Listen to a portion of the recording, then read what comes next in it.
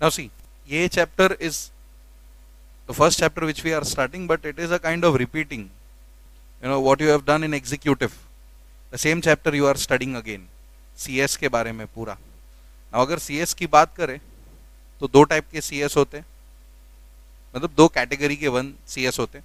एक होता है ACS, FCS, एक होता है CS, एक होता है PCS, right? These are the four basic categories. This chapter is all about one thing, and that is misconduct. क्या क्या नहीं करना है. You know, if you remember, ये किया तो misconduct हो जाएगा, वो किया तो misconduct हो जाएगा. Whatever the clauses are, we have seen there are to derive misconduct there are two schedules.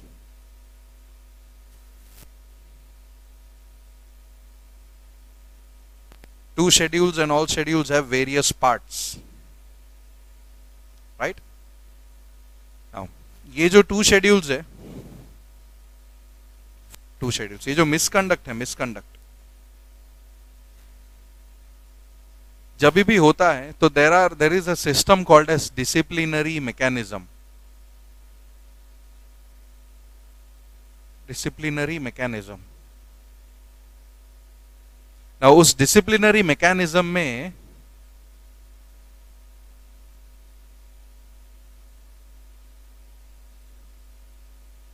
we have a authority called as DD. ये DD कौन है? या डायरेक्टर ऑफ डिसिप्लिन बोलो या डिसिप्लिनरी डायरेक्टरेट बोलो, it is one and the same.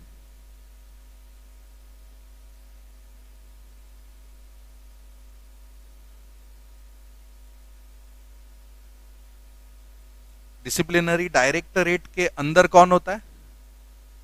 तो director होता है, डायरेक्टर ऑफ डिसिप्लिन. नाउ जब भी मिसकंडक्ट होता है, the first matter is reported to him, right? And इसके नीचे दो यू कैन से बॉडी है.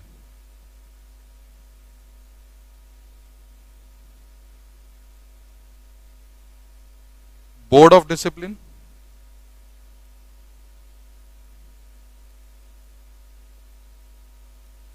एंड दूसरा है, याद है,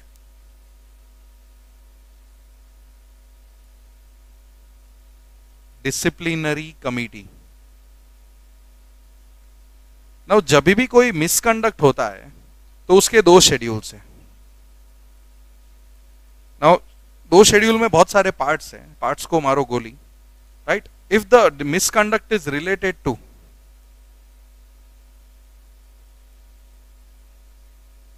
board of discipline deals with misconducts related to first schedule and disciplinary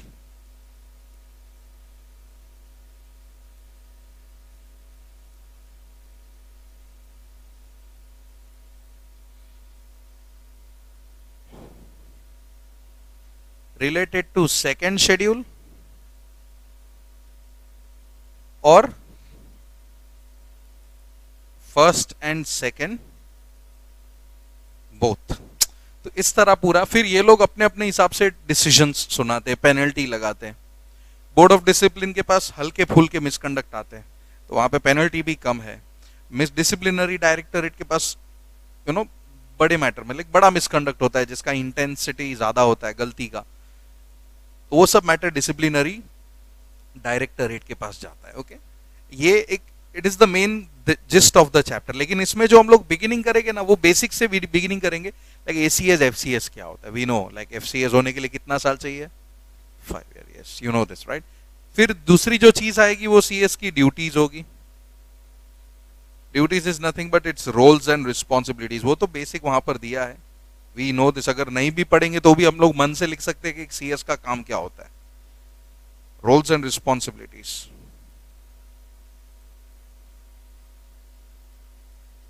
okay right. तो this is what this whole chapter is about, right? And अभी अपने को जो फोकस करना है वो ये तो ठीक है, but the main focus which we need to is on misconduct. And misconduct के शेड्यूल्स, कौन सा शेड्यूल में किधर जाने वाला है वो तो अपने को पता ही है. कि अगर फर्स्ट शेड्यूल का मिसकंडक्ट है तो matter will be in the hands of board of discipline, second का है तो DC that is disciplinary committee, and अगर ऐसा मिसकंडक्ट जो दोनों में है तो डिसिप्लिन, ऐसा मिसकंडक्ट जो दोनों में है मतलब क्या, क्या दोनों में सेम मिसकंडक्ट है, इधर भी लिखा है उधर भी लिखा है तो क्या हो, मतलब there is no common,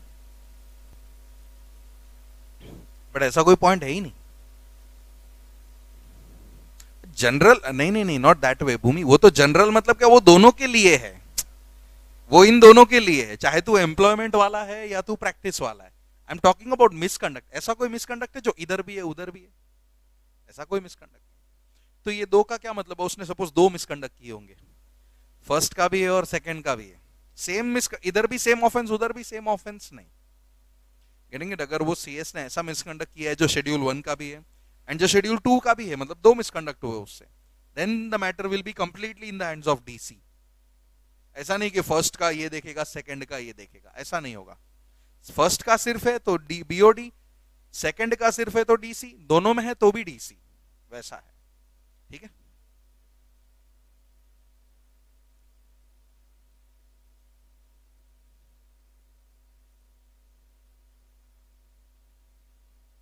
See, if you see the first page on page number 95, तुम लोग को एक functions and duties of company secretaries दिखेगा, राइट, है ना।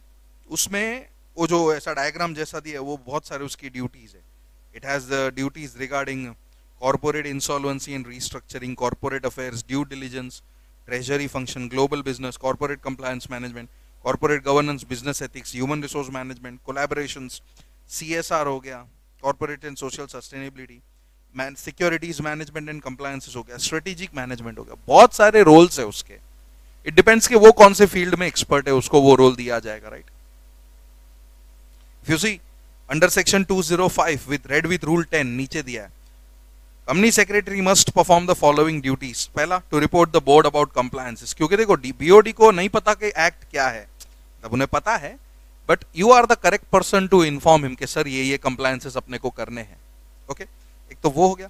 To ensure that all the laws are complying with the applicable secretarial standards, ये भी एक सीएस का ड्यूटी होता है कि भाई जो भी हम लोग रूल्स एंड रेगुलेशंस कंप्लाई कर रहे हैं, they all are as per the applicable accounting sorry secretarial standards. फिर उसके बाद नीचे दूसरा next page, to provide the directors of the company collectively and individually such guidance as they may require with regard to their duties, responsibilities and powers. Board of director के powers, if you remember section याद है क्या, BOD के power, चलो duty duty duty 1, 179 में powers थे, 166 में duties थी, याद है कि नहीं, ये सब।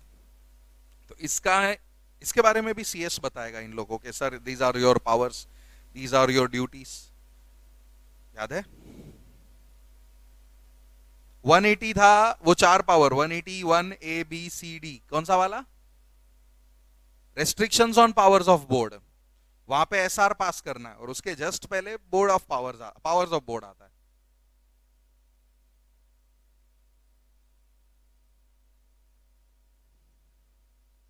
To facilitate conducting meetings and to attend board committee and general meetings and maintain the minutes of these meetings, minutes तो पता ही होगा तुम लोगों को, right, to obtain approvals from the board, general meeting, government and such other authorities as may be required, like कहीं पे भी कोई अप्रूवल वगैरह लेना है तो सीएस आगे आएगा, एप्लीकेशन वगैरह करेगा।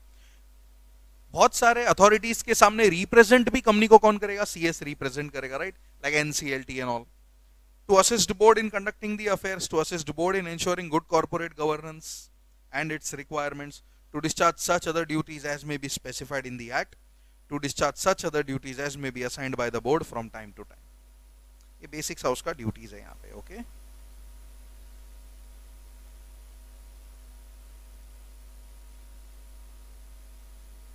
Every listed company is required to appoint company secretary, yes। अगर वो बॉक्स के बाद देखोगे, जो एक केस दिया है बीच में, उसके बाद देखोगे तो लिस्टेड कंपनी के बारे में बोला है, रूल 6, रेगुलेशन 6, सब regulation 2। Every listed company, now which company is required to appoint company secretary, तुम लोग को याद है, विच कंपनी, तुम लोग सीधा प्राइवेट पे ही जंप मार दिए। हाँ, कौन सी सारी? सारी मतलब कौन सी सारी? हाँ, लिस्टेड को कंपलसरी हो गया, yes.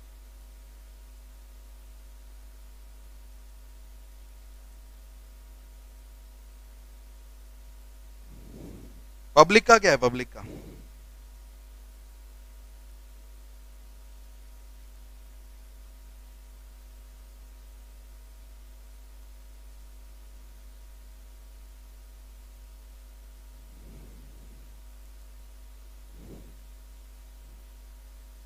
Every listed company is required to appoint a CS. Now ऐसा नहीं बोला कि every listed company, actually every listed company is required to appoint following persons, उसमें सीएस आ जाता है। लाइक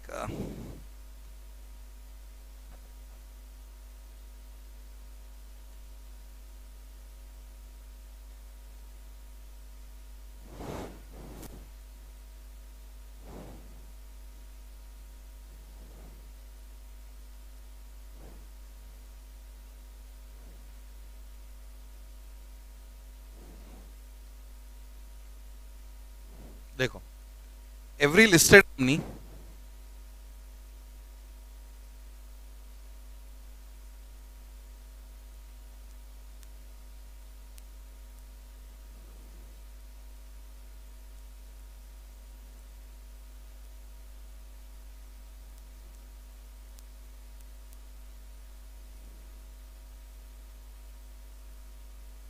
shall appoint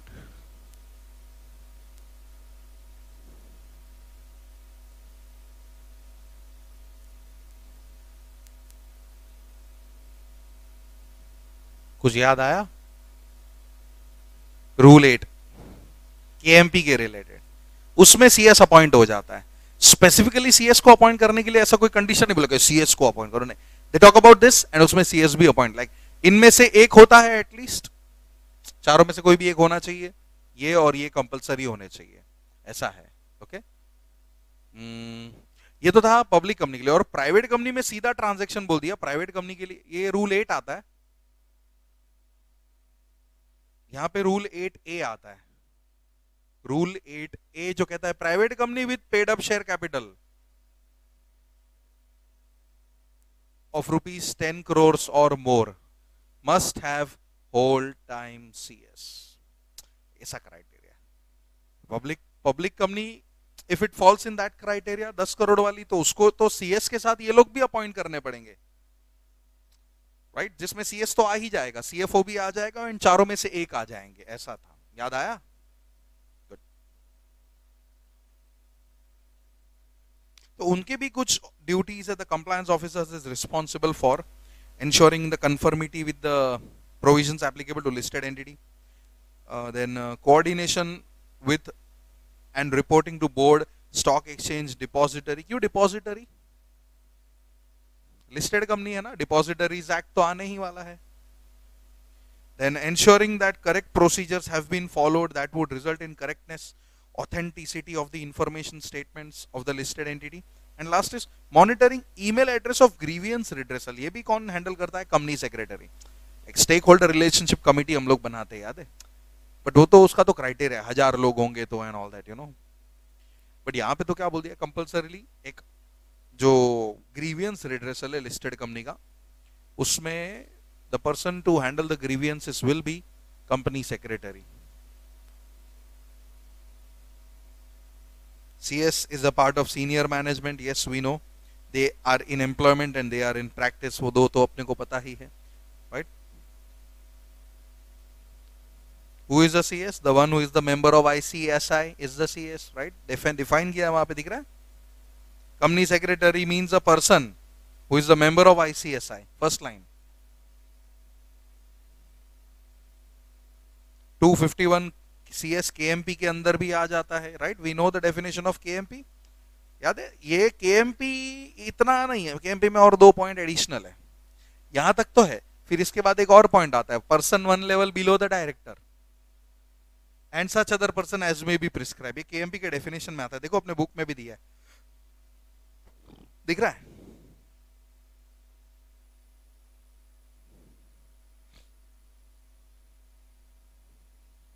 फिर आता है एसोसिएट्स एंड फेलोज।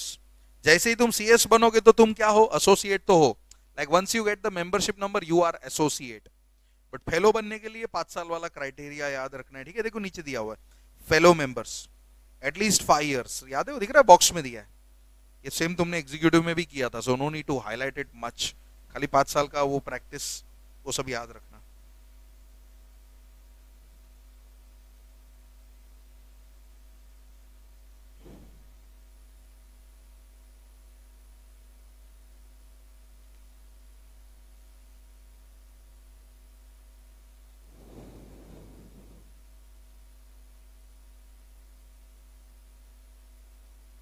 फिर एक deemed to be in practice का डेफिनेशन है, मतलब अगर तुम ये सारे काम करोगे, लाइक देखो तुम कंपनी सेक्रेटरी का प्रोफेशन प्रैक्टिस करते हो, तुम इनकॉर्पोरेशन वगैरह काम करते हो, मर्जर अमालगमेशन का काम, देन तुम और भी दूसरे सर्विसेज प्रोवाइड करते हो, like share transfer agent, issue house, next page पे शेयर ब्रोकर, सेक्रेटरियल ऑडिटर या कंसल्टेंट। तो ये बहुत सारे काम है, अगर ये सब काम तुम करते हो तो लॉ क्या समझेगा, deemed to be in practice. Next आता है रजिस्टर ऑफ मेंबर। ये शेयर होल्डर वाला रजिस्टर ऑफ मेंबर नहीं है, रजिस्टर ऑफ आईसीएसआईज मेंबर है, ठीक है।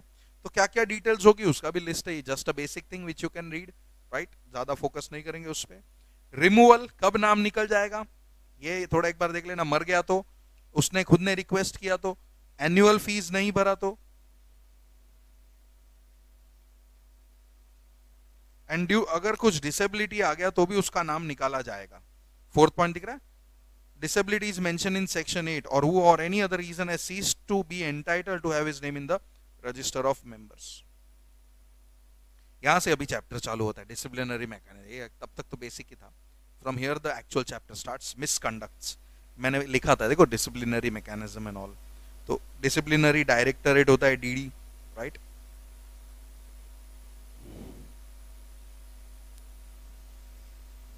नाउ सी व्हेनेवर जब ये चैप्टर मिसकंडक्ट नॉर्मली है ना, पकड़े जाते हैं कि बताए जाते हैं। कोई इंस्टीट्यूट सब सीएस का काम नहीं देखता, मतलब वैसे देखता है लेकिन वो देखने नहीं बैठता कि कौन क्या कर रहा है क्या नहीं। बट अगर किसी ने चुगली कर दी तो then the investigation will be done. तो ये चुगली सबसे पहले ना डीडी के पास होती है, DD disciplinary directorate. He decides के भाई ऑफेंस जो है, जो मिसकंडक्ट जो है वो फर्स्ट शेड्यूल का है कि सेकेंड शेड्यूल का है, एंड उस हिसाब से वो मैटर आगे ट्रांसफर कर देता है कि भाई लाइक फर्स्ट शेड्यूल का है, श्रेया नहीं, क्या नाम है इसका, मैं बोले क्रिस्टीना याद है ना, ये एग्जीक्यूटिव में किया था, भले ही अंदर का याद ना हो बट ऐसे ही धुंधला धुंधला। तो वही सारे मिसकंडक्ट सभी रिपीट करने वाले, okay.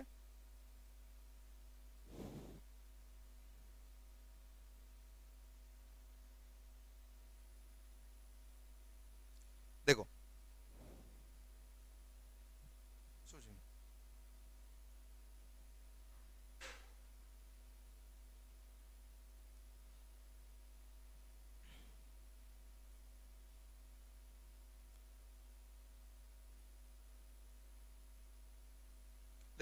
Section 21 of the Act provides establishment of DD headed by the officer known as Director of Discipline, मैंने लिखा ही था, right? And such other employees which will be conducting the investigation and so on. Now see, third line, on receipt of any information or complaint, मैंने बोला ना चुगली, on receiving any information of complaint along with the fee, the DD shall arrive at a prima facie opinion that occurrence of alleged misconduct. The DD shall follow the procedure as may be specified. Where DD is of the opinion the matter is of first schedule, it shall place the matter to BOD. Second schedule or in both the schedules, the matter shall be placed to DC.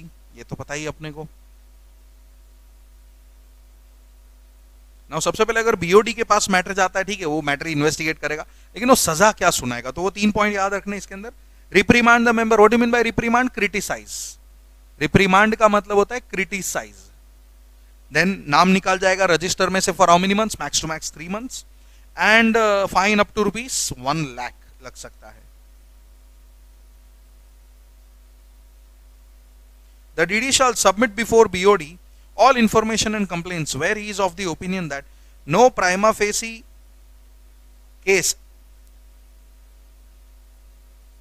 that there is no prima facie case, and the BOD may, if agree with the opinion of DD, close the matter और in case of disagreement में advice DD two investigate further. क्या हुआ इसका मतलब कि अगर DD को लगता है कि भाई कुछ भी लोचा नहीं है, मैटर क्लोज कर दो, लेकिन अगर बीओडी को लगता है कि नहीं, एक और बार इन्वेस्टिगेट करो, एक और बार इन्वेस्टिगेशन किया जा सकता है। Okay,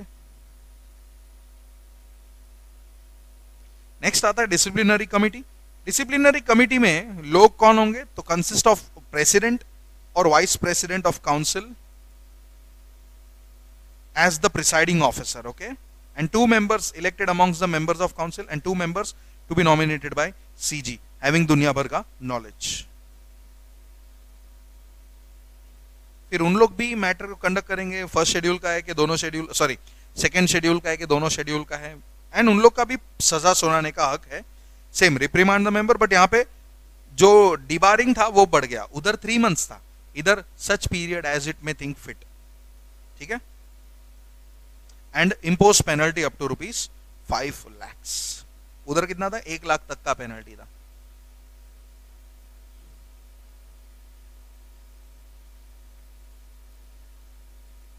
this BOD DC they all have powers of civil court. जो एक सिविल कोर्ट में पावर होते हैं वही सेम समनिंग हो गया, discovering the document, receiving evidence on affidavit. Evidence on affidavit मतलब क्या? एक राइटिंग में first you provide all the evidences and there is an affidavit कि जो भी दिया गया है वो ट्रू एंड फेयर है टू माय नॉलेज, इसमें कुछ भी गलत नहीं है, evidences all are correct as per my knowledge. Next is appeal to authority. Now कब अपील करोगे तुम लोग? अगर देखो बीओडी या डीसी जो भी मैटर हैंडल कर रहा है उसने कुछ सजा सुनाया, लेट अस से सीएस के खिलाफ, and whatever see, not necessary CS के खिलाफ, कोई भी डिसीजन दिया, the aggrieve party can file an appeal to appellate authority, और ये एपेलेट अथॉरिटी सीएस का नहीं है, सीए का है। इफ यू सी, देखो उसका ये लिखा हुआ है, it was constituted under chartered accountants act. So CS का कोई एपेलेट अथॉरिटी नहीं है, सीएस के भी मिसकंडक्ट सीए के एपेलेट अथॉरिटी में डील किए जाएंगे। ओके, कितने दिन में अपील फाइल करना है? तो 90 डेज याद रखना, ठीक है, 90 डेज में अपील फाइल करना है। एंड ये जो एपेलेट अथॉरिटी है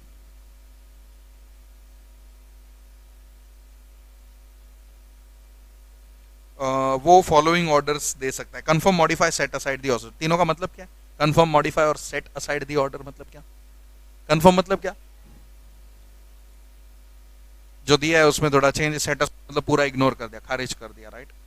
इंपोज पेनल्टी, और set aside, reduce, enhance the penalty, कुछ भी कर सकता है। पेनल्टी सपोज नहीं लगाई थी इसने, बीओडी ने, तो पेनल्टी लगा सकता है, राइट। लगाई थी तो कम कर सकता है, लगाई थी तो बढ़ा सकता है, कुछ भी कर सकता है। Remit the case to BOD और DC for further inquiry as such authority. भाई इतना जल्दी मैटर कैसे सॉल्व कर लिया, फटाफट और इंक्वायरी करो, तो री इन्वेस्टिगेशन के लिए भी ऑर्डर दिया जा सकता है। And such other order as it may think fit. बराबर। अब यहां से शुरू होंगे सारे मिसकंडक्ट्स।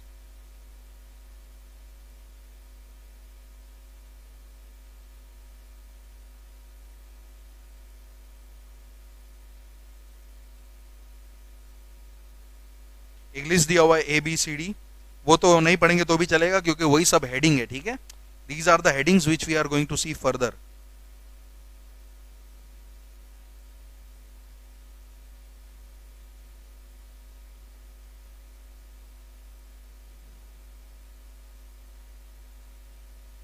ये जो अदर मिसकंडक्ट में 9 पॉइंट दिए ना, वो देख लो, खाली दिख रहा है 9 पॉइंट्स इन अदर मिसकंडक्ट। फिर वो लिस्ट हम लोग चालू करते हैं जो पेज नंबर 105 से है। ए, प्रोफेशनल मिसकंडक्ट।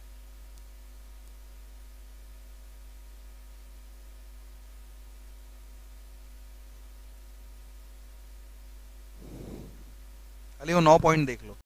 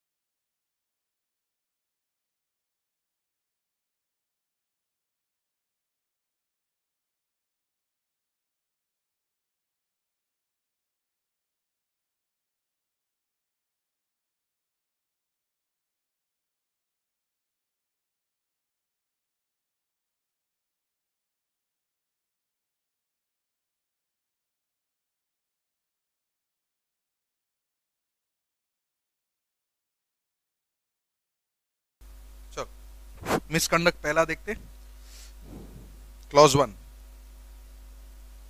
सबसे पहला a professional misconduct related to company secretary in practice part 1 of first schedule, right. ये सारे फर्स्ट शेड्यूल के मिसकंडक्ट है। अगर इस लिस्ट में से, इस क्लॉज में से मिसकंडक्ट हुआ तो मैटर किसके पास जाएगा? बीओडी के पास जाएगा, ठीक है।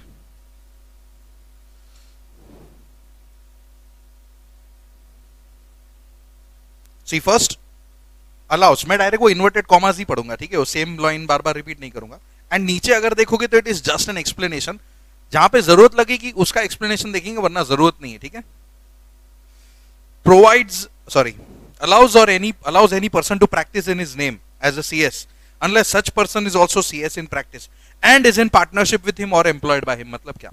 अभी इमेजिन करो मैं PCS है, मैं तुम लोगों को मेरा काम करने नहीं दे सकता हूं, क्यों? क्योंकि तुम लोग अब तक PCS नहीं हो। अभी सपोज तुम भी प्रैक्टिसिंग CS हो तो I can allow you to do my work, but you should be my partner और employed by me, then only. तो एंड लिखा ना, देखो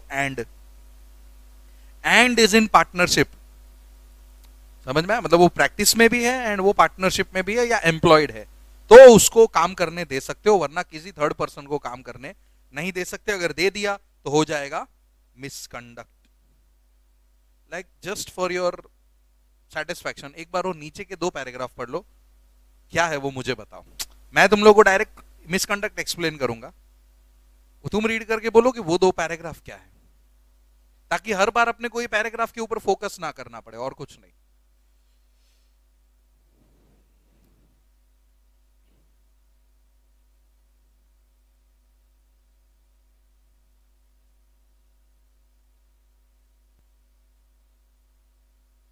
मे be allowed to provide non attestation services वाला एक पैरा देखना, दिख रहा है?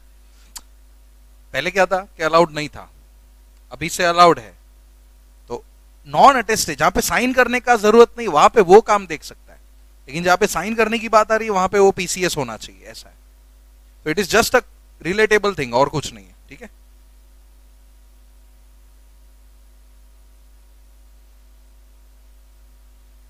फिर ये दिया 2 पर्सन का पार्टनर में होते, छोड़ो। क्लॉज 2 पे जाए। क्लॉज 2, पेज और अलाउज और एग्रीज टू पे और अलाउ डायरेक्टली और indirectly what? Any share, commission, brokerage in the fees और profits of his professional business. मतलब मैं काम कर रहा हूं तो फीस भी मैं ही चार्ज करूंगा। And if I share my fees, my profits with you as of now, तो मैंने मिसकंडक्ट कर दिया, बट कुछ लोगों के साथ शेयर किया जा सकता है, वो बोला है, ठीक है। सो देखो क्या लिखा है, to any person.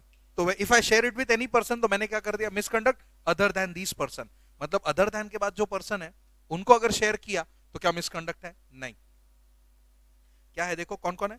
Other than, member of institute, दिख रहा है? फिर partner, retired partner, legal representative of the deceased partner, member of any other professional body or such other persons as may be prescribed whether in India or outside India। मतलब क्या हो गया इन लोग का?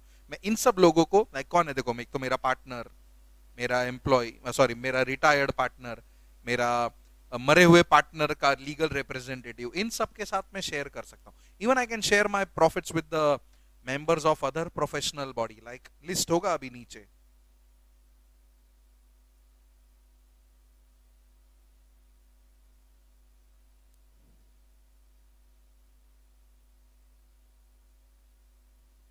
हाँ 168A मिला, ये सब लिस्ट है, like CA, cost accountant, chart, bar council, advocate हो गया, आर्किटेक्ट, इंजीनियर वगैरह वगैरह।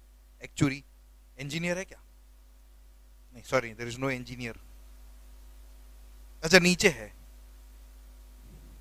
Member of professional bodies mention in subsection 2, तो नीचे दिया ना देखो, इंजीनियर वगैरह, टेक्नोलॉजी, बीटेक, BE, बीटेक, ये सब लोग, कंपनी सेक्रेटरीज भी है, राइट। नेक्स्ट आते हैं अभी क्लॉज 3 पे। मतलब देखो इसका मतलब क्या कि मैं इन सब प्रोफेशनल्स के साथ फीस शेयर कर सकता हूं, otherwise I can not. Next clause 3, accepts or agrees to accept any part of the professional work of a person who is not the member of institute। दे तो नहीं सकता, ले भी नहीं सकता।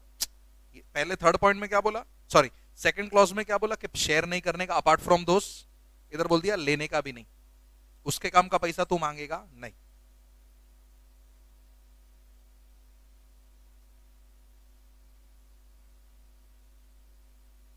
लेकिन क्या मैं उन लोगों से ले सकता हूं जिन लोगों को मैं दे रहा था? सेकंड पॉइंट में मैं दे रहा था, मेरे कमाई का हिस्सा मैं उनको दे रहा था। थर्ड पॉइंट में मुझे बोल दिया लेने का नहीं, लेकिन क्या मैं उनके कमाई का हिस्सा मैं ले सकता हूं? जैसे मेरे कमाई का हिस्सा वो लोग ले रहे थे, तो क्या उनके कमाई का हिस्सा मैं ले सकता हूं? Yes, provided that nothing here in content as prohibiting a member from entering into a profit sharing agreement, including receiving any share, commission, brokerage fees with a member of such professional body mentioned under item number 2 of this part। मतलब वही clause 2 का बात हो रहा है, मैं उनके साथ काम किया तो उनका प्रॉफिट मैं ले सकता हूं।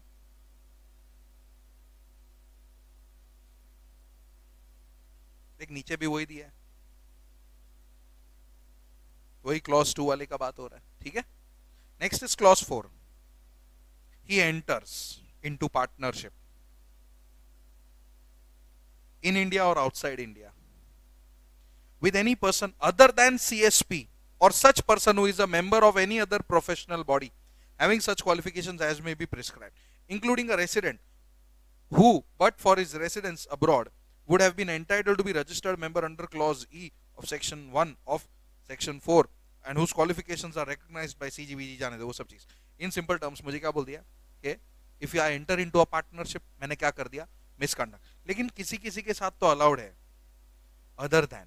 सो I can enter into a partnership with CSP, other persons के मेंबर, सॉरी अदर बॉडीज के मेंबर्स, इन सब के साथ मैं पार्टनरशिप में जा सकता हूं, ठीक है। See this clause prohibits company secretary in practice, second para पढ़ रहा हूं मैं, ठीक है। This clause prohibits company secretary in practice entering into partnership with any person other than these persons। वही वापस एक्सप्लेनेशन है, ठीक है। आई थिंक इसमें भी लिस्ट आएगा, नहीं इसमें लिस्ट नहीं दिया है, वो ऊपर वाला लिस्ट अपने को कंसिडर करना है। Next is clause 5। he secures either through services or services of a person who is not an employee of such CS or who is not his partner or by means which are not open to CS any professional business। इसका मतलब क्या हो गया कि मैं एक CS से काम सर्विस ले सकता हूं, मेरे पार्टनर से ले सकता हूं, मेरे एम्प्लॉई से ले सकता हूं, ठीक है, राइट। लेकिन मैं दूसरे किसी और से, मैं डॉक्टर को बोल सकता हूं ऑडिट बना के कर, ऑडिट करके दे। क्या डॉक्टर लिस्ट में आ रहा है? अदर प्रोफेशनल बॉडी में डॉक्टर है? नहीं, वैसा।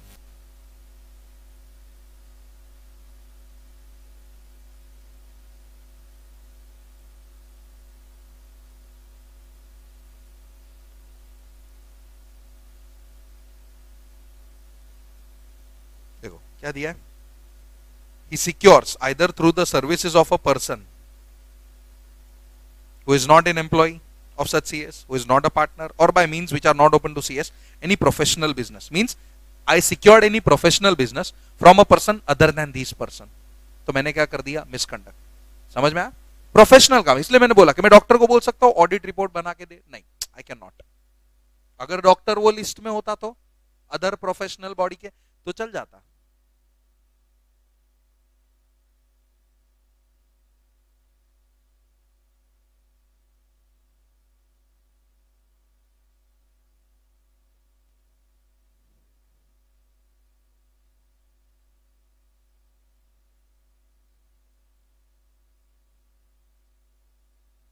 देखो यहाँ पे भी वो प्रोफेशनल बॉडी का लिस्ट दिया हुआ है, दिख रहा है नीचे? वही सब है, सेम इंजीनियर सब लोग। क्लॉज 6 पे आ जाओ। Solicits the professional work. What do mean by solicits? हाँ, दूसरों के क्लाइंट्स को खींचने की कोशिश करना बाय कम्युनिकेशन और whatever method you use, तो भी तुम क्या कर रहे हो? मिसकंडक्ट कर रहे हो। देखो, सॉलिसिट्स clients or professional work either directly or indirectly by circular, advertisement, personal communication or interview or by any other means, provides that nothing herein contained shall be construed as preventing or prohibiting। मतलब एक दूसरों का काम खींचने का नहीं, ना ही communicate करने का क्लाइंट के साथ ऐसा वैसा, लेकिन तू ये दो काम कर सकता है, इसको सॉलिसिटिंग नहीं माना जाएगा। क्या है वो दो काम? पहला टेंडर वेंडर में अप्लाई करने का, अच्छा वो दूसरा है, पहला है asking work from CS. Sir कुछ एक्स्ट्रा काम होगा तो मुझे दो ना, क्या ये सॉलिसिट किया है? नहीं, सॉलिसिट बोलते ना हॉस्टाइल नहीं है, सॉरी सॉलिसिट हॉस्टाइल है, solicit is in hostile manner, just like take over, friendly take over, hostile take over कैसा होता है? तो ये जो सॉलिसिटिंग है वो हॉस्टाइल मैनर में हो रहा है तो नहीं चलेगा, फ्रेंडली मैनर में हो रहा है, पूछ के मांग रहा हूं काम तो ठीक है चलेगा। एंड सेकंड, टेंडर में अप्लाई करना, you know whenever there is an advertisement and if I want to apply into that I can, उसको भी नहीं बोलूंगा कि मैंने, अरे उसको मिलने वाला था टेंडर, मैंने उसका टेंडर खींच लिया, नहीं भाई, टेंडर में तो यही होता है, there are various parties who apply, okay.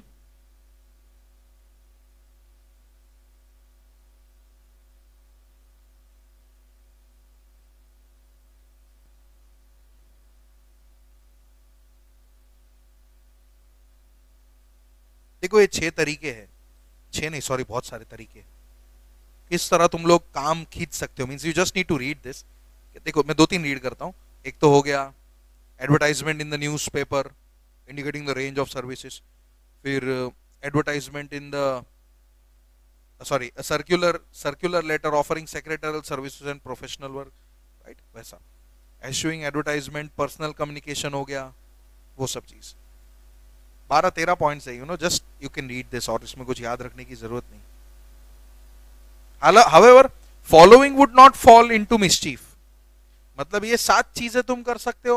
हाँ, क्या है वो 7 चीजें? Like publishing in the journal any change in the professional address, भाई एड्रेस चेंज हुआ है तो बताने में क्या दिक्कत है? That is nothing wrong, there is nothing wrong in this कि भाई मेरा एड्रेस चेंज हुआ है तो मैंने जर्नल में पब्लिश करवाया कि अब से मैं मुंबई में नहीं पुणे में हूं, तो पुणे में डाल दिया, ठीक है, nothing wrong in it. Second, publishing in professional journals, क्या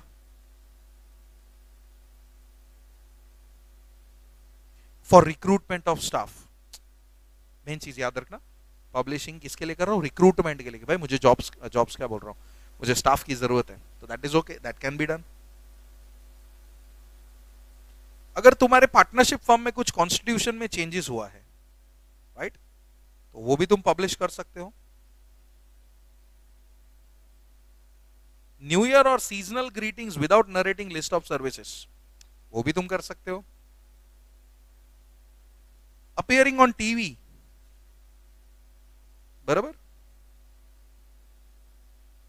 एंड खाली बताया जा रहा है कि he is a company secretary, बस दैट्स इट, मतलब he is the best company secretary of Mumbai, he is the top company secretary of Mumbai, ऐसा सब नहीं, बेस्ट टॉप वॉप कुछ नहीं, खाली सीएस बोल के आ रहा है चलेगा। तो टीवी पे भी प्रेजेंट हो सकते हो, कोई शो वो में आना है, लाइक शो मतलब यू नो टॉक शो हो गया, ये जो शेयर मार्केट के रिलेटेड, सिक्योरिटीज मार्केट के रिलेटेड हो गया वो।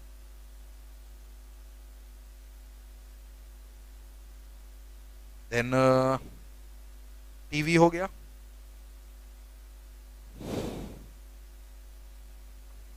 Last one, editing publishing any professional journal, तुम खुद एडिटर हो तो भी चलेगा, तो इसको सब, अच्छा और भी है नीचे, बाकी रीड कर, अरे इसमें भी 18-15 काम है, वो सब तुम रीड कर लेना, छोड़ो।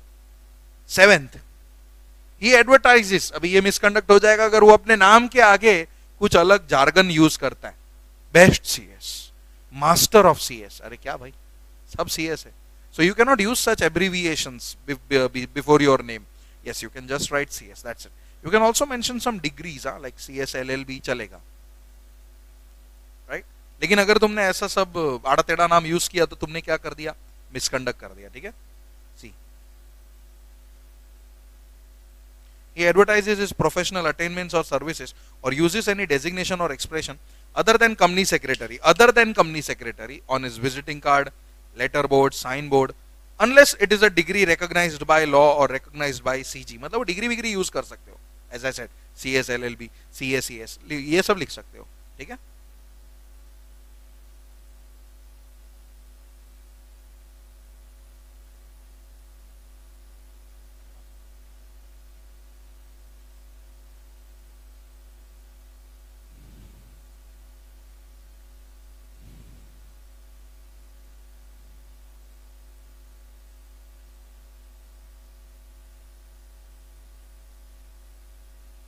देखो एक पैराग्राफ है, advertisement, I don't know, page number 112 पे, नेक्स्ट पेज पे एक पैराग्राफ है, वो पैराग्राफ देखो क्या यहाँ पे एक्सप्लेन करना चाहते हैं, यू विल अंडरस्टैंड, मतलब you already know what it is, दिख रहा है, council is of the view that PCS can be permitted, sorry sorry, वो नहीं। Advertising by practicing member for a staff, दिखा 1 2 3 4 5 6 पैरा। उसमें देखो, the use of at certain adjectives like a reputed firm, well known firm may be treated as inconsistent. समझ में आया? ये भी यूज नहीं कर सकते। We are the reputed firm, अरे क्या तो बाकी सब डिसरेप्यूट वाले हैं क्या? वेल नोन तो बाकी सब नोन नहीं है, नहीं, कुछ भी है, ये सब उसके रिलेटेड टर्म्स है which you can not use in it.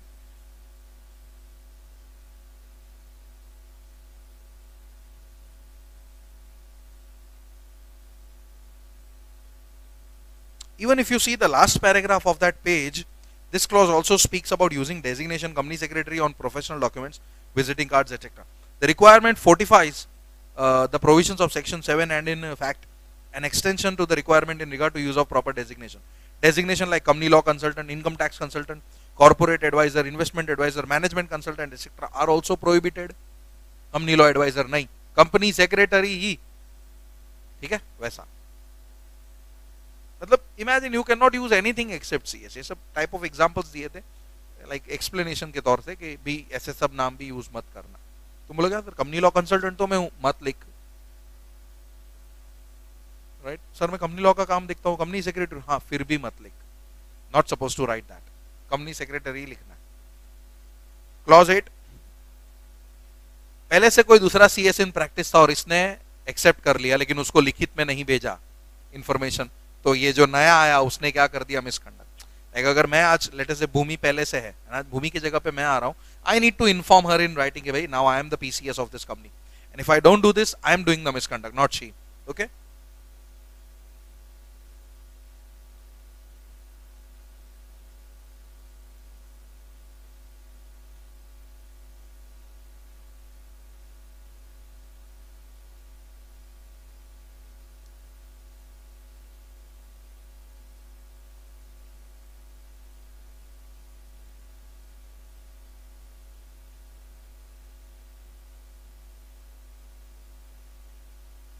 Communication in writing मतलब क्या? लेटर, ईमेल, व्हाट्सएप चलेगा नहीं? अच्छा, if you see the last paragraph, नहीं read that last para, page पे last with the advent use of technology,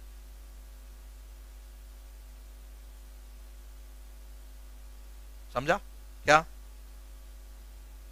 सब चलेगा, okay, no problem in that. बस हाँ उसको मैसेज पहुंचना चाहिए। व्हाट्सएप पे तो 2 टिक भी आना चाहिए, ब्लू टिक भी हुआ होना चाहिए।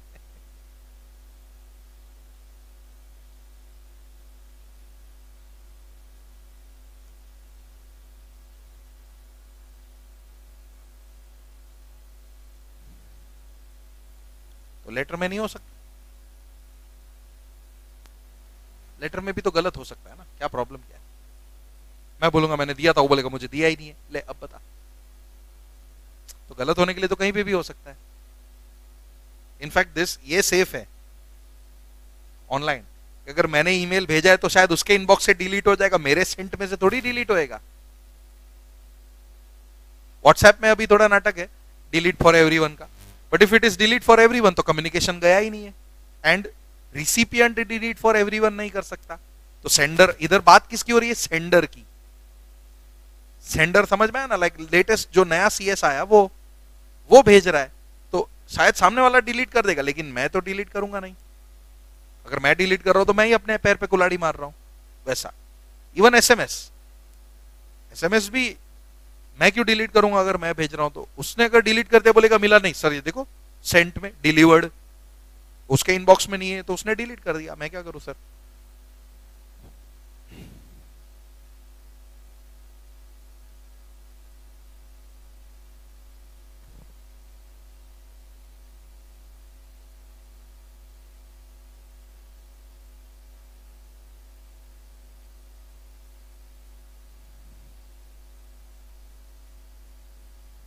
क्लॉज 9,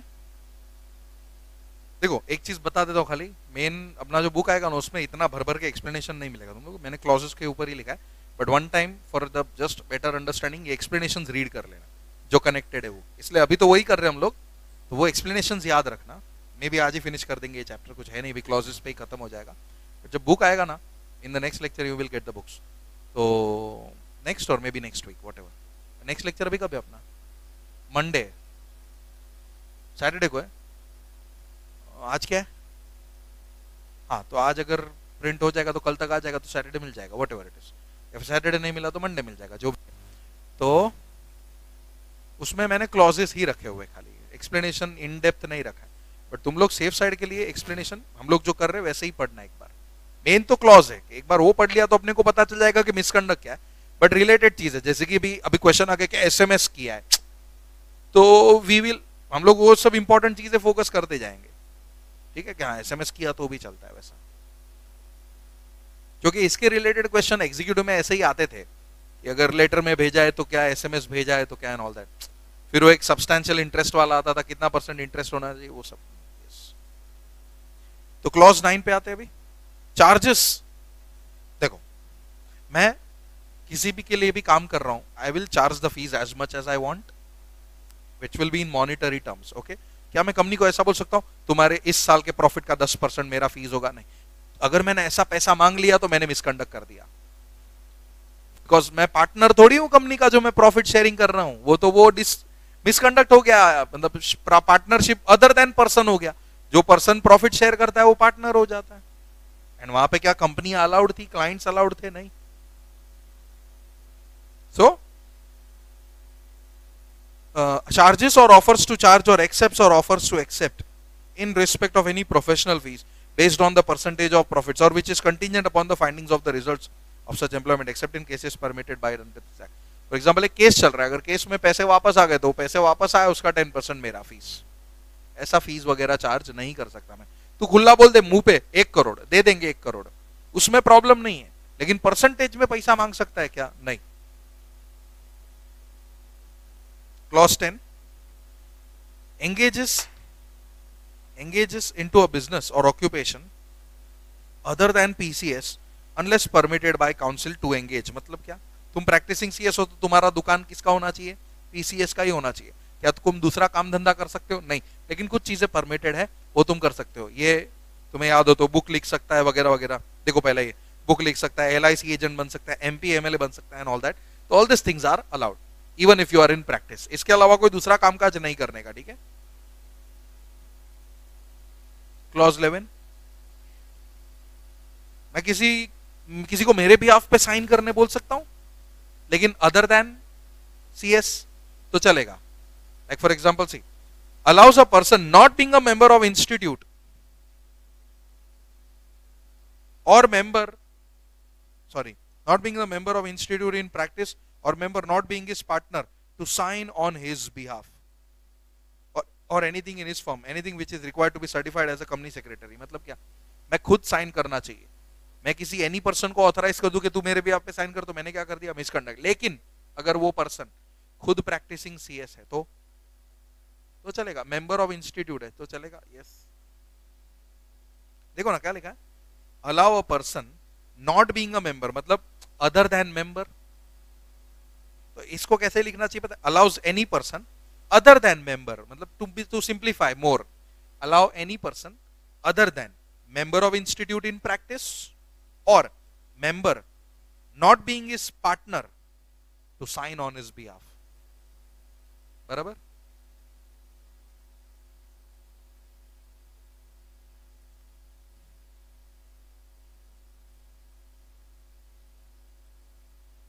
देखो एक सेकंड लास्ट पैरा दिख रहा है, उसका छोटा सा 2 line. PCS who is not the partner of another PCS cannot sign on behalf of such other PCS. PCS who is not the partner of another PCS cannot sign on the behalf of such other PCS on annual returns or secretarial audit report or any other certificates। मतलब partner है तो ही sign कर सकता है, partner नहीं है तो sign नहीं कर सकता। नेक्स्ट, अभी ये था फर्स्ट शेड्यूल, अभी भी फर्स्ट शेड्यूल ही है, बट अभी जो पढ़ा ना हमने ये 11 क्लॉजेस, ये किसके लिए थे? पीसीएस के लिए थे। अभी जो क्लॉज आ रहे हैं वो किसके लिए आएंगे? सीएस इन एम्प्लॉयमेंट के लिए आएंगे। कितने क्लॉज है इसके अंदर? एक नहीं, अच्छा इसमें थोड़ी 10 क्लॉज है, 2 क्लॉज है खाली। फिर पार्ट सी आ गया, भूमि शेड्यूल 2 में, हाँ उसमें है, हाँ उसमें है, इधर नहीं।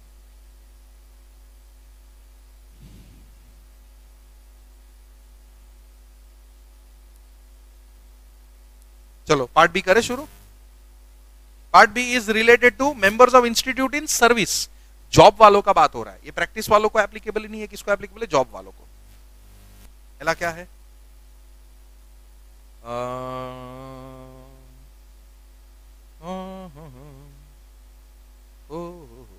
कहां पर है मिसकंडक्ट? क्लॉज 1 ये रहा, पेज और अलाउस, दिख रहा है क्या? पेज और अलाउस, मेरा देखो मैं जॉब कर रहा है, job job job job job, तो मेरा सैलरी है, क्या मैं मेरा सैलरी किसी और को दे सकता है? नहीं। अगर दे दिया तो मैंने क्या कर दिया? मिसकंडक्ट। एमोल्यूमेंट्स मतलब क्या होता है?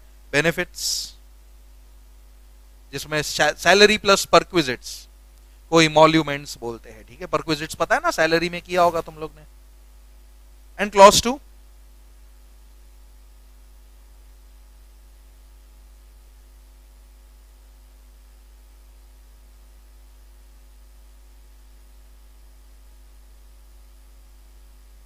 क्या एक सीएस दूसरे सीएस, तुम दोनों सीएस हो, एक ही कंपनी में काम कर रहे हो, क्या तुम अपना पगार एक दूसरे के साथ शेयर कर सकते हो? सीएस हो, मेंबर ऑफ इंस्टीट्यूट, तो शेयर कर सकते हो? तो भी नहीं, किसी के साथ भी शेयर नहीं कर, ठीक? वहां पे लिखा है,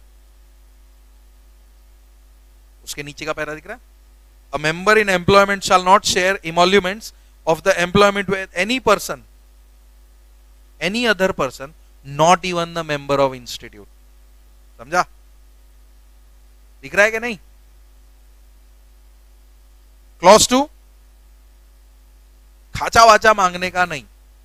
मेरे लैंग्वेज में मैं यही बोलता हूं, व्हाट इज खाचा? Commission and all. ये देख भाई, तेरे को काम पे लगवाया ना, तेरे सैलरी का 5% मुझे देने का, ऐसा सब ड्रामा करने का नहीं। अगर ऐसा किया तो भी तुमने क्या कर दिया? मिसकंडक्ट कर दिया। सी क्या बोला है? एक्सेप्ट्स और agrees to accept any part of fees, profits, gains. किससे? तो from a lawyer, company secretary, broker engaged by such company, firm और पर्सन और एजेंट और कस्टमर ऑफ सच कंपनी। तुम रेफरेंस से बीच में आ जाते हो। देखो, ये चीज मांगने का पॉसिबिलिटी तभी है जब तुम भी इन्वॉल्व हो। अगर भूमि के कंपनी में मैं क्रिस्टिना को जॉब पे लगा रहा हूं तो I am involve, so I will ask Christina के भाई whatever Bhumi Limited pays to you, give me 10% of it. But if I am not involve तो ये condition, Christina will be like who are you, why should I share my salary with you. लेकिन अगर मैं involve हूं तो ही मैं commission मांगने वाला हूं। सो ये इनडायरेक्ट वे में समझ में आता है कि यहाँ पे एक सीएस जो जॉब कर रहा है वो इन्वॉल्व हो रहा है इस सब ट्रांजैक्शंस में। लेट अस से if she is a lawyer and Bhumi Limited required a lawyer to handle one of the case and she was the perfect one, तो मैंने इंट्रोड्यूस करवाया, डील फिक्स हो गया, 50 लाख का ये हुआ, रेम्यूनरेशन फीस हुआ। तो मैंने क्रिस्टिना से बोल दिया था कि देख भाई, मैं तुझे काम दिला रहा हूँ, जो भी फीस तेरा फाइनल होगा उसका 10% मुझे देने का। सो अगर मैंने ऐसा एज अ सीएस जॉब में रहते हुए कर लिया तो मैंने क्या कर दिया? मिसकंडक्ट कर दिया।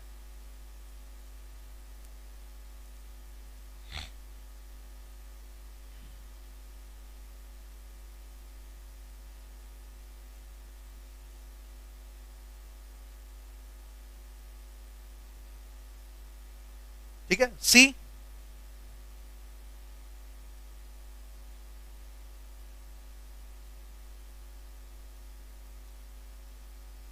in relation to member of institute generally, part 3 of first schedule। generally मतलब दोनों के लिए, ठीक है?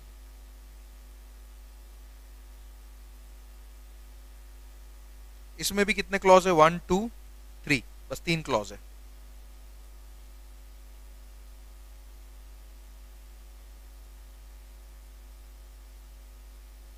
पहला clause, yes, not being a fellow, फिर भी लगाता है फेलो। तू एसोसिएट है तो एसोसिएट लिखना, फेलो नहीं है तो फेलो क्यों लिख रहा है? अगर बिना फेलो हुए तू फेलो लिख रहा है तो तू मिसकंडक्ट कर रहा है।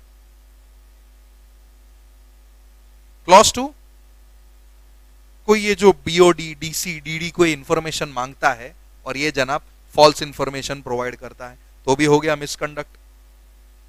या sorry, not false, does not provide, false तो छोड़ो, प्रोवाइड ही नहीं कर रहा है।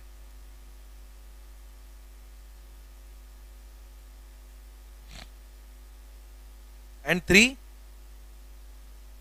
ये जो काम मांग रहा था, याद है मैं ऊपर काम मांग रहा था सॉलिसिटिंग में, लेट अस से आई एम द सीएस, मैं आता हूं क्रिस्टीना के पास कि मैडम मैडम कुछ काम होगा तो मेरे लिए बताना। Christina asks me what is the experience you have.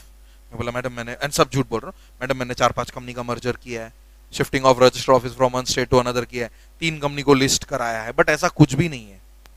So while asking for the work और अप्लाइंग इन द टेंडर, मैं फॉल्स इंफॉर्मेशन दे रहा हूं, तो मैंने क्या कर दिया, मिसकंडक्ट कर दिया।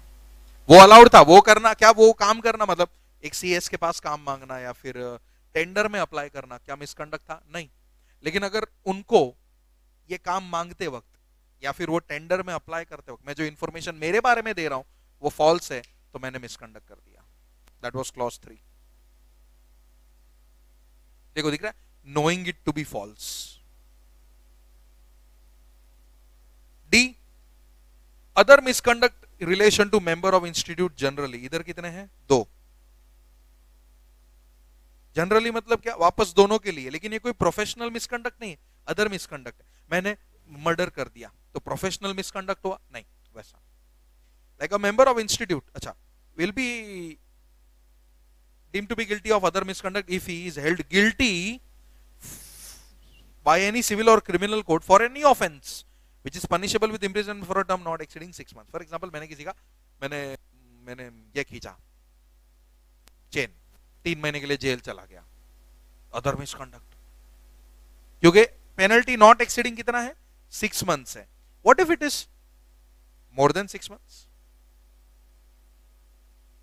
तो बच गया।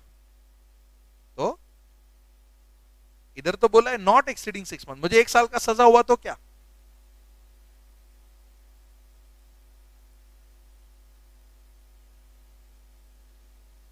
क्या चलता है? अरे नहीं चलता, क्या चलता है?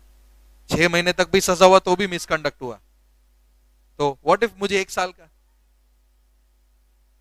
अगर मेरे को 1 साल का सजा हुआ है तो क्या? That will be in second schedule, वो उधर चला जाएगा। ये तो अच्छा सा कांड किया है मैंने, चेन खींचा, अभी कोई बड़ा कांड तो किया नहीं है, ट्रेन रोक दी बस खाली, है ना। सो छोटा सा मैटर, 6 महीने से ज्यादा का सजा नहीं है तो बीओडी हैंडल करेगा, लेकिन मर्डर किया 7 साल का जेल होता है, डीसी हैंडल करेगा। 14 साल, नॉट 7, सॉरी। क्या इसके बाद क्या? ऑफ कोर्स नहीं नहीं, नॉट नहीं, ऐसा नहीं है। इसमें क्या हो, फॉर एग्जाम्पल मैंने चेन खींची, मेरे को 3 महीना जेल में डाल दिया, मेरा मिसकंडक्ट किया है, मैंने कौन सा मिसकंडक्ट किया? Other misconduct. ये बात जाएगी बीओडी के पास, बीओडी बोलेगा 3 महीने के लिए रद्द कर दिया तुझे, फाइन भरेगा 50,000 रुपया, क्योंकि 1 लाख तक वो फाइन लगा सकता है। दिस विल हैपन, समझा? जेल तो काटूंगा ही, साथ में वो लोग भी बूच मारेंगे।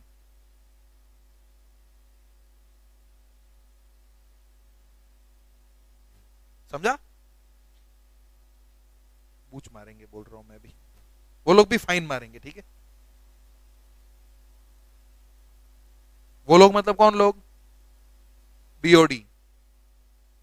Second clause,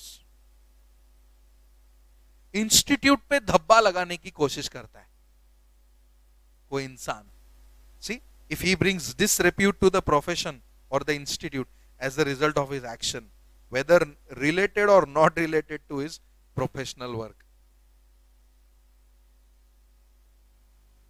You know, for example, एक सीएस ने मर्डर कर दिया, क्रिमिनल इंटेंट, और न्यूज में एक कंपनी सेक्रेटरी ने कर दी एक महिला की दर्दनाक हत्या, तो ये सीएस का नाम आ गया ना, तो इंस्टीट्यूट के ऊपर धब्बा लग रहा है। ओके, तो this is the example with which we can understand. तो ऐसा कोई काम कर रहा है, पकड़ो, ये तो मर्डर वर्डर कुछ ज्यादा ही हो गया, लेट अस से फ्रॉड वगैरह कर रहा है, सिंपल प्रोफेशनल हो जाता है फ्रॉड, राइट। तो वो भी एक ऐसा काम है, क्योंकि लिखा है वेदर रिलेटेड टू प्रोफेशनल है, हो तो भी ठीक है, ना हो तो भी। अभी मर्डर कोई प्रोफेशनल वर्क तो था नहीं, लेट अस से फ्रॉड किया, जानबूझ के मिला हुआ था, लेकिन सत्यम का जो कांड हुआ उसमें लेट अस से सीएस भी मिला हुआ था, तो उसकी वजह से इंस्टीट्यूट के ऊपर धब्बा लगा, मिसकंडक्ट। ठीक है, फिर आता है क्लॉज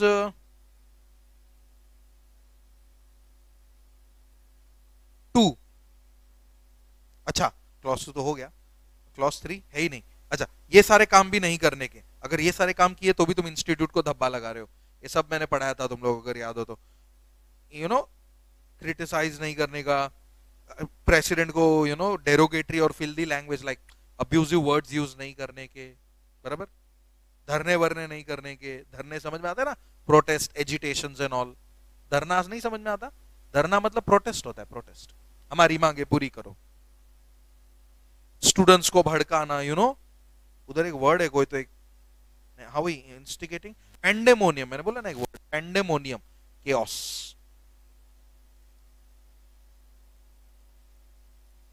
केओस समझ में आता है ना, CHAOS, हल्ला मचाना एंड ऑल दैट। तो ये सारे काम भी अगर तुम, tampering with the documents and all, ये सारे काम भी अगर करोगे तो क्या माना जाएगा, मिसकंडक्ट माना जाएगा अंडर क्लॉज 2। ओके, ये सेकेंड शेड्यूल है, this is related to members of practice. हाँ, कंपनी सेक्रेटरी इन प्रैक्टिस, ठीक है, सेकेंड शेड्यूल। अब ये सारे मैटर किसके पास जाएंगे, डिसिप्लिनरी कमिटी के पास जाएंगे, DC के पास जाएंगे। What is the first misconduct,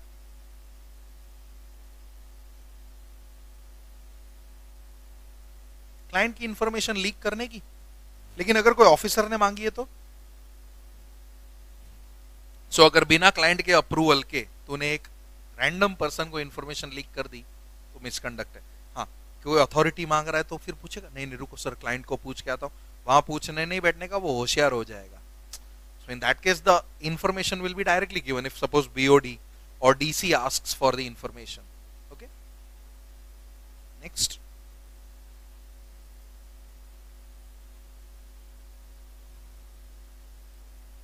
certifies or submits his name, बराबर, or the name of his firm, a report of an examination on the matters relating to company secretary in practice and related statement, unless such examination has been made by him or by his partner or by his employee or by another PCS। मतलब क्या, अगर एक इंसान ने कुछ तो काम किया है तो उसके काम को ये सर्टिफाई नहीं कर सकता, लेकिन अगर वो इंसान, उसका पार्टनर था, उसका एम्प्लॉय था, एक और PCS था, तो वो सर्टिफाई कर सकता है। ठीक है, लेकिन किसी अहरे गहरे ने काम किया है तो उसको सर्टिफाई कर सकता है नहीं, अगर कर दिया तो हो जाएगा misconduct.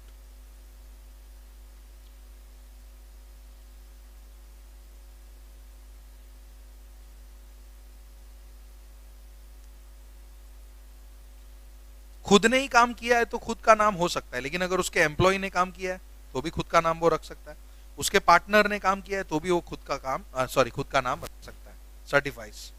Next, clause 3, permits his name और the name of his firm, कि भाई मेरा नाम यूज कर लेना या मेरे फर्म का नाम यूज कर लेना फ्यूचर के कामों में। अभी अभी मैंने क्या बोला कि जो काम किया है उसमें तू सर्टिफाई कर, फ्यूचर के काम अब तक हुए हैं तो पहले से कैसे तूने अलाउ कर दिया, राइट। सी, दिख रहा है, used in connection with any report और statement contingent upon future transactions in such a manner which may lead to believe that he vouches for the accuracy of the forecast। मतलब वो खुद बता रहा है कि हाँ मेरा नाम लिख देना, पब्लिक माने कि हाँ सब बराबर है, बराबर।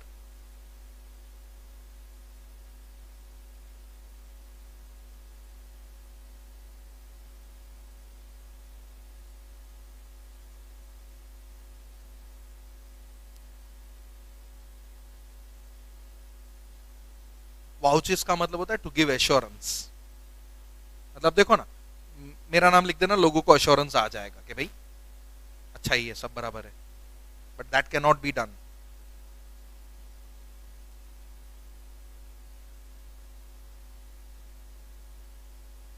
Clause 4, expresses his opinion in which he is interested.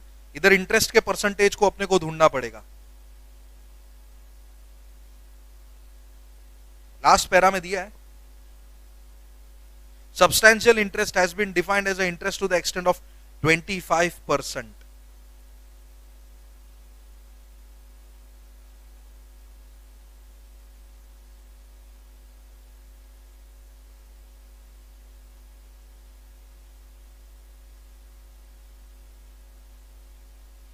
25% याद रखना इंटरेस्ट के केस में, ठीक है। So if I am interested, right, then I need to see percentage. अगर परसेंटेज का क्राइटेरिया फुलफिल होता है तो क्या मैं उस कंपनी में ऑडिट कर सकता हूं? नहीं कर सकता। क्लॉज 6, अच्छा clause 5, fails to disclose material facts known to him in his report or statement, but the disclosure which is necessary in making such report, which he is concerned where such reports and statements in a professional capacity। एक report बना रहा है, latest से audit report, ये comply हुआ है, वो comply नहीं हुआ है वो ठीक है, लेकिन जो कंप्लाई नहीं हुआ है क्या उसने डिस्क्लोज करना चाहिए था? लेकिन उसने डिस्क्लोज नहीं किया तो मिसकंडक्ट हो गया। सीएस बनाया है तेरे को किसके लिए? गलतियां निकालने के लिए कि गलतियां इग्नोर कराने के लिए? Next, fails to report material misstatement. पता है उसको मिस स्टेटमेंट है लेकिन रिपोर्ट नहीं करता। पहले क्या था? मटेरियल इंफॉर्मेशन डिस्क्लोज नहीं की उसने।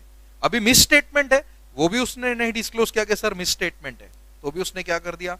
मिसकंडक्ट कर दिया। केयरलेस है, clause 7, you know, does not exercise his duty carefully, careless है तो भी वो क्या हो जाएगा? मिसकंडक्ट हो जाएगा।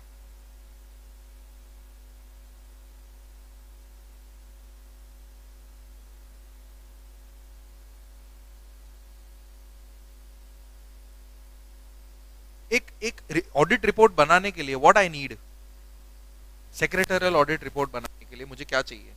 मुझे इंफॉर्मेशन चाहिए, डॉक्यूमेंट्स चाहिए, डिटेल्स चाहिए। बिना वो डिटेल्स डॉक्यूमेंट्स मांगे मैंने रिपोर्ट बना दिया या ओपिनियन शेयर कर दिया तो मैंने क्या कर दिया?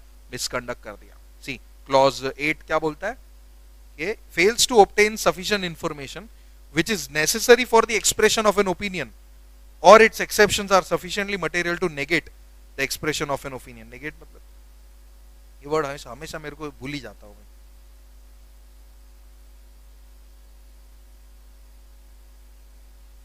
Nullify, ineffective, negate, nullify. Clause 9,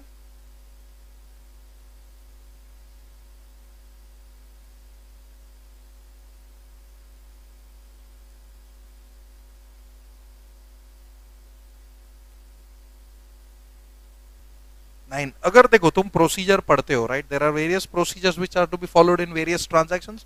अगर कुछ प्रोसीजर में कोई स्टेप मिस हुआ है कि सर लेट अस से एमजीटी 14 फाइल नहीं किया, व्हाटएवर, तो इसके ऊपर रोशनी डालना किसका काम है? So if you don't inform the company about this, sir you have missed a particular procedure, again you are doing a non compliance, sorry, misconduct. Clause 10, client का पैसा तुमने उड़ा दिया, अपने पास संभाल के नहीं रखा। अगर देखो काम करके दिया है, फिर जो करना है करो, लेकिन अगर क्लाइंट ने एडवांस मनी देके रखा है, अब अगर ड्यू टू सम रीजन वो डील कैंसिल हो जाता है एंड अगर वो पैसे वापस मांगता है, तुम बोलोगे सर मैंने तो उड़ा दिए, नहीं चलेगा, वो मिसकंडक्ट हो जाएगा। वहां पे एम्बेजलमेंट वगैरह वर्ड होगा, नहीं एम्बेजलमेंट नहीं है, सॉरी, एम्बेजलमेंट वर्ड नहीं, जाने दो। Fails to keep money of his client other than fees और रेम्यूनरेशन और money meant to be expended in the separate banking account or to use such money for the purpose in which they are intended within a reasonable time। Suppose client ने पैसा दिया था company register करने के लिए, CS ने बोला था 5 दिन में रजिस्टर हो जाएगा, लेकिन उसने रजिस्टर करके नहीं दिया और पैसे भी वापस नहीं दे रहा है, तो वो मिसकंडक्ट हो जाएगा, ठीक है। लाइक देखो एडवांस रिसीव्ड, एक एक्सप्लेनेशन दिया हुआ है, right. Next is professional misconduct, clause F, sorry clause 1, उसके अंदर मेंबर्स ऑफ इंस्टीट्यूट जनरली, पहला क्या है? Contravenes the provisions of this act. चाहे तुम प्रैक्टिस में हो या ना हो, प्रोविजंस ऑफ दिस एक्ट को कॉन्ट्रावेन करोगे तो मिसकंडक्ट हो जाएगा, ठीक है। इवन काउंसिल के कोड ऑफ कंडक्ट को भी तुम लोग तोड़ नहीं सकते, लाइक देखो डिस्प्ले, नाम, ये सब चीजें, ड्रेस कोड वगैरह। फिर आता है clause 2, being an employee of the company. अच्छा वही चीज, अगर इंफॉर्मेशन मांगी और तुमने नहीं दी, या सॉरी तुमने डिस्क्लोज कर दी, disclose is the confidential information of the client, right, तो भी तुम मिसकंडक्ट कर रहे हो। हाँ लेकिन कोई अथॉरिटी मांग रहा है तो देना पड़ेगा। क्लॉज 3, ये जो इंफॉर्मेशन दी थी बीओडी डीसी को, फॉल्स इंफॉर्मेशन दे दी, तो भी क्या हो जाएगा? मिसकंडक्ट हो जाएगा।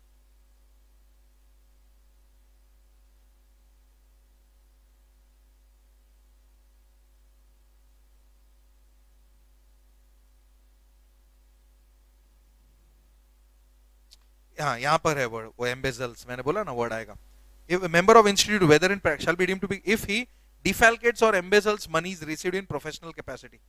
एम्बेजल का मतलब क्या होता है? झोलझाल करना, यू नो, कुछ इधर उधर गलत जगह पे यूज कर लेना. ठीक है.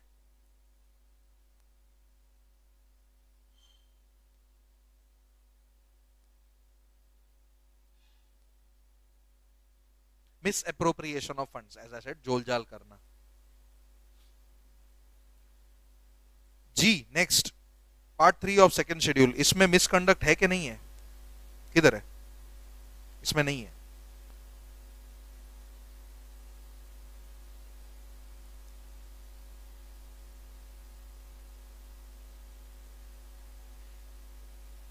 किधर है? हाँ, अरे फर्स्ट लाइन पे ही दिया है, एक ही है. क्लॉज नहीं दिया, डायरेक्टली स्टेटमेंट दे दिया. सी, मैंने बोला ना कि अगर मोर देन 6 मंथ्स है तो सेकंड शेड्यूल में जाएगा. तो ये रहा अपना सेकंड शेड्यूल. ठीक है.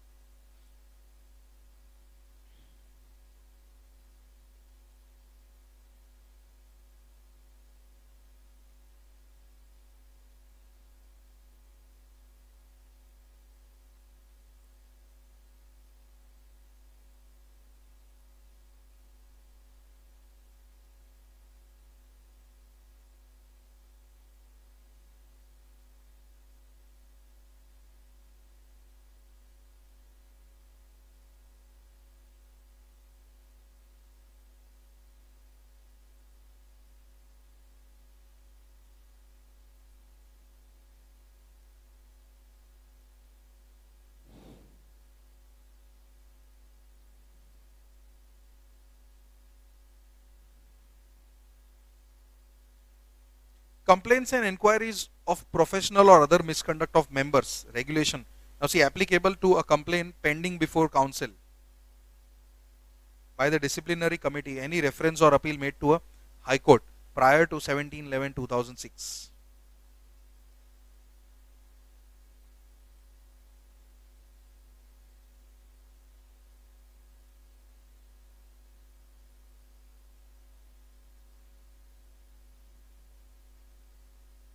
एक प्रोसेस दिया है. देखो सबसे पहले any complaint received against a member of institute under section 21 shall be investigated and any inquiry relating to misconduct of such member shall be held by the disciplinary committee, provided that subject matter of the complaint is of the opinion of the president substantially the same has been covered in any other previous information or complaint. Secretary may file complaint without any further action और inform complainant accordingly as the case में भी. मतलब क्या, पहले से अगर case complain file हो रहा है तो कंप्लेनेंट को इन्फॉर्म कर देगा कि भाई ये मैटर ऑलरेडी चालू है, दूसरे लोगों ने भी ये सेम कंप्लेन की है, तो तू अभी बीच में मत आ, the matter is going on. फिर complaint should be verified, right, proper verification होना चाहिए. लाइक इन्वेस्टिगेशन में ही पता चलेगा कि मिसकंडक्ट हुआ है कि नहीं हुआ. Every complaint shall contain following particulars: act और omission which would lead to guilty, right, oral और documentary evidence which will support the complaint. फिर कंप्लेन के साथ डिपॉजिट दिया जाएगा फीस का 50 रुपया.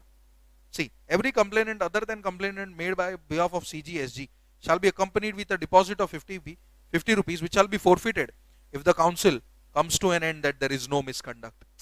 जो एप्लीकेशन की है 50 रुपया देके अगर काउंसिल को लगता है कि ये कोई मिसकंडक्ट नहीं है तो 50 रुपया गया. Point number 5, the secretary shall return a complaint which is not in the proper form, which does not contain aforesaid particulars like information जो होनी चाहिए थी वो बराबर नहीं, एप्लीकेशन फॉर्म बराबर से नहीं भरा, तो वो एप्लीकेशन को क्या कर देगा, रिटर्न कर देगा. Ordinarily within 60 days of receiving complaint the secretary shall, if it is against individual member, send particulars of acts और omission to such member. If it is against the firm, send particulars upon to such members of the firm. ठीक है, in simple terms वही बोला है कि जैसे ही complain आता है और लगता है कि हाँ भाई कांड हुआ है, 60 दिन के अंदर अंदर डिसिप्लिनरी कमिटी का सेक्रेटरी इन लोगों को इन्फॉर्म कर देगा, फर्म में जो भी है उनको, या इंडिविजुअल है तो उस मेंबर को, कि भाई तेरे खिलाफ ऐसा ऐसा कंप्लेन आया है. Next, the member who has been intimated of the complain should reply within how many days, 14 days in his defense whatever he wants to say. 14 दिन में अपने पक्ष में उसको जो बोलना है वो बोलेगा। नेक्स्ट,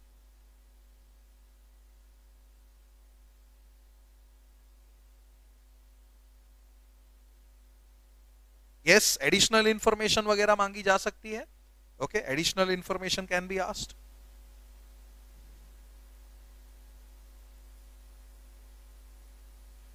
और अगर पता चलता है कि भाई कोई भी यहां पे रिटर्न स्टेटमेंट वगैरह, सॉरी देखो, the council is prima facie of the opinion that any member has been guilty of professional misconduct, the council shall cause the inquiry to be made in the matter by disciplinary committee and where the council is prima facie of the opinion that there is no, तो dismiss the case, मतलब है तो inquiry करो, अभी आगे बिठाओ, and अगर नहीं है तो मैटर को डिसमिस कर दो, केस को डिसमिस कर दो। And last, not last, sorry, second last, every notice issued by secretary or by DC under this regulation shall be sent to the member by the registered post, बराबर, ठीक है। if the notice is returned unserved it shall be deemed to have been served। अच्छा sorry, बीच का line देखो, the addressee has refused to accept the notice, तो DC क्या मान के चलेगा, हमने तो नोटिस दे दिया है। If the notice is return with an endorsement indicating that addressee can not be found, the secretary shall ask the complainant to supply him the correct address, कि भाई ये तो गलत एड्रेस है, तो अपना सीएस का एड्रेस है ही नहीं, करेक्ट एड्रेस दे। Okay, provision shall apply to mutatis mutandis to the letter as well। okay, next आता है procedure for inquiry before disciplinary committee। now it shall be the duty of secretary to place before DC all the facts brought to his knowledge, कि भाई DC these are my findings, ये ले, ये सब अभी तो मैटर हैंडल कर, क्योंकि matter at the end DC handle करने वाला है। the DC shall have power to regulate the procedure in the manner necessary during the course of inquiry, may examine the witness just like powers of civil court, याद आया, examining the witness and all। the disciplinary committee shall give complainant and respondent a notice of meeting which shall be the case considered by the committee, मतलब hearing होगा, in short ये point क्या, hearing का date बोल रहे कि भाई इस दिन को हियरिंग है, आ जाना दोनों जन। The complainant and respondent may be allowed to defend themselves before the disciplinary committee either in person or through legal practitioner or any other member of institute। समझे कुछ, खुद भी अपना केस लड़ सकता है, किसी वकील को हायर कर सकता है, किसी सीएस को हायर कर सकता है। In the course of disciplinary inquiry a change occurs in the composition of DC, मतलब जो DC के लोग थे उसमें चेंज हुआ तो फिर क्या, तो अभी डिपेंड करता है कि अभी देखो नए लोग आ गए, फिलेटे से पहले तुम दोनों थे, अभी तुम दोनों को ट्रांसफर कर दिया, कोई दो नए लोग आ गए। ओके, तो देखो, unless any parties of such inquiry makes demand within 15 days of receiving notice of such change in the disciplinary committee that the inquiry to be made de novo report of the disciplinary committee shall be called in question on the ground that any member does not possess any sufficient knowledge of the facts relating to what is de novo। देख, अभी suppose तुम दोनों हो, तुम दोनों ने आधा matter handle किया और अचानक तुम्हारा ट्रांसफर हो गया, तो तुम दूसरी जगह चले गए, कोई नया आ गया। डी नोवो मतलब क्या, एक्सटेंशन। क्या इस मैटर को शुरुआत से वापस देखा जाएगा कि जहां पे तुम छोड़ के गए थे वहां से किया जाएगा। So it depends upon the parties, कि अगर वो लोग डिपेंड करते कि हाँ सर आधा काम हो चुका है तो यहीं से कंटिन्यू करते, तो वहीं से कंटिन्यू होगा, वरना शुरुआत से फिर से पूरा मुकदमा लड़ा जाएगा। एक्सटेंशन, यस, डी नोवो का मतलब होता है extension. And last, disciplinary committee shall after investigation report the result of its inquiry to council for the consideration, कि भाई अभी आईसीएसआई का जो काउंसिल है उसके पास मैटर चला गया कि भाई दीज आर माय फाइंडिंग्स। तो देखो उसका नेक्स्ट पॉइंट, मतलब एक कंटिन्यू प्रोसेस है, पूरे है अलग अलग लेकिन एक के बाद एक के बाद एक। अभी मैटर काउंसिल के पास आ गया तो देखो, the council shall consider the report of DC and it is of the opinion that further inquiry is necessary, right, may cause such further inquiry and further report submitted to by the DC. After considering such report as the case may be, where counsel finds that respondent is not guilty, it will dismiss the case, and if counsel finds कि he is guilty तो further आएगा जो भी action लेना है वो। तो देखो आ गया, if the fourth point देखो, where the finding of the member of institute has been guilty of professional or other misconduct, the council shall afford the member an opportunity of being heard before the final orders are imposed against him. बराबर? And the orders passed by council shall be communicated to both complainant as well as respondent. नीचे दिया multidisciplinary firm, I hope तुम्हें पता हो.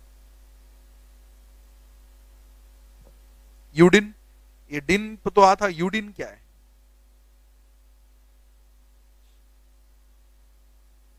Box में दिया हुआ UDIN is a 17 digit, next page पे 17 digit system generated number which is used to verify the authenticity of the documents attested by company secretary in practice. Quoting UDIN on certification with respect to professional services has been made mandatory with effect from October 2019, 1st October 2019. और फिर एक ECSIN भी है, right? ECSIN क्या है? तुम्हारा CS का identification number है, ठीक है? एम्प्लॉय सेक्रेटरी जो जॉब कर रहे हैं ना, देखो मेंबरशिप जो सीओपी होल्ड करते हैं उसके पास सर्टिफिकेट ऑफ प्रैक्टिस होता है. जो एम्प्लॉय सीएस है उनको ईसीएसआईएन लेना है, right? It is an 18 digit system generated unique alpha numeric number, वो भी है. ICSI guidelines of advertisement by company secretary.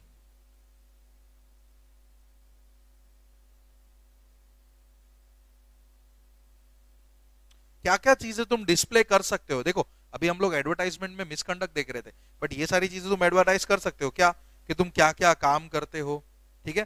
तुम तुम्हारा लोगो यूज कर सकते हो, ठीक है? देन तुम लोकेशन वगैरह वो सब मेंटेन कर सकते हो, वो सब चलेगा. डिस्प्ले द फर्म नेम, लोगो और any other identity on uniform, तुम अपने यूनिफॉर्म पे अपना फर्म का लोगो रखवा सकते हो. Professional updates and write-ups in any mode, appearing on local radio television, ये सब हमने अभी अभी देखा, याद है? सेमिनार वगैरह कंडक्ट कर सकते हो, इवेंट वगैरह पार्टिसिपेट कर सकते हो, फेसबुक इंस्टाग्राम पे भी सब कुछ कर सकते हो. Like use of social media, ऐसा नहीं कि तुम सोशल मीडिया यूज नहीं कर सकते. Advertisement restriction should not be violation, वो सब जो अभी अभी हमने देखा. Advertisement restriction not be in violation of company secretaries act, should not be false and misleading, should not claim superiority over other CS, best CS means I am showing myself as superior, right? ये सारे काम नहीं करने तुम लोग को. फिर बहुत सारे वो लिस्ट है, वो देख लेना. फिर आता है प्रोफेशनल लायबिलिटीज, उसमें तुम लोग को दो पैराग्राफ, एक तो देखो पेनल्टी दे दिया है, नेक्स्ट पेज पे दिख रहा है. प्रोफेशनल लायबिलिटी में पेनल्टी दिया हुआ है नॉन कंप्लायंस के बारे में. देन प्रोफेशनल लायबिलिटी में दो लायबिलिटी है. स्टैट्यूटरी लायबिलिटीज के 4 पॉइंट है. Maintenance of all the records and all, arranging statutory meetings and all, basic liability उसका. एंड दूसरा है कॉन्ट्रैक्चुअल लायबिलिटी, जो उसको एम्प्लॉयमेंट के कॉन्ट्रैक्ट में बोला गया है, ठीक है? कि लायबल फॉर ब्रीचिंग और exceeding the authority, liable for disclosing secret information, liable for frauds, liable to abide the all the terms and protect the interest of the company, right? तो ये छोटे से पार्ट है, दो रीड कर लेना. UDIN, ईसीआईएसआईएन और ये लायबिलिटीज 4 पार्ट रीड कर लेना, ठीक है? जाओ.